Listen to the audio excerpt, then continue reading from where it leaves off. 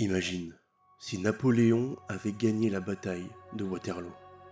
Le 18 juin 1815, le champ de bataille de Waterloo résonnait encore des fracas des canons. Mais cette fois, ce n'était pas le rugissement de la victoire alliée qui dominait, mais le cri de triomphe des soldats français. Napoléon Bonaparte, à la tête de la grande armée, avait déjoué tous les plans de ses ennemis. La stratégie audacieuse de l'empereur avait porté ses fruits. En divisant ses forces et en feignant une retraite, il avait attiré les Prussiens dans une embuscade meurtrière. Simultanément, la garde impériale, lancée au cœur des lignes ennemies, avait percé les défenses britanniques, semant la panique et la confusion. Wellington et Blücher, vaincus, durent battre en retraite. L'Europe, à nouveau sous la menace française, tremblait.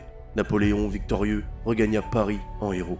Les 100 jours se transformaient en une nouvelle ère, plus longue et plus glorieuse encore. Sous la gouverne de Napoléon, l'Empire français renaissait de ses cendres. Les réformes entreprises avant son exil furent approfondies. Le code civil fut étendu à toute l'Europe, les infrastructures développées et la culture française rayonnait à travers le continent.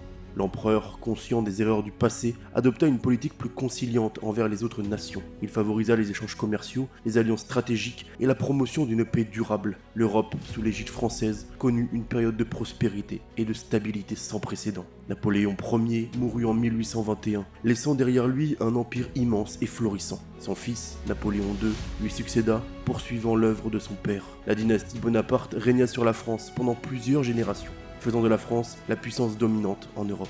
Dans cette réalité alternative, l'histoire du 19e siècle aurait été radicalement différente. Les révolutions de 1848 n'auraient peut-être jamais eu lieu, et le processus d'unification de l'Allemagne aurait été retardé, voire empêché. La carte de l'Europe aurait été dessinée selon les contours de l'Empire français.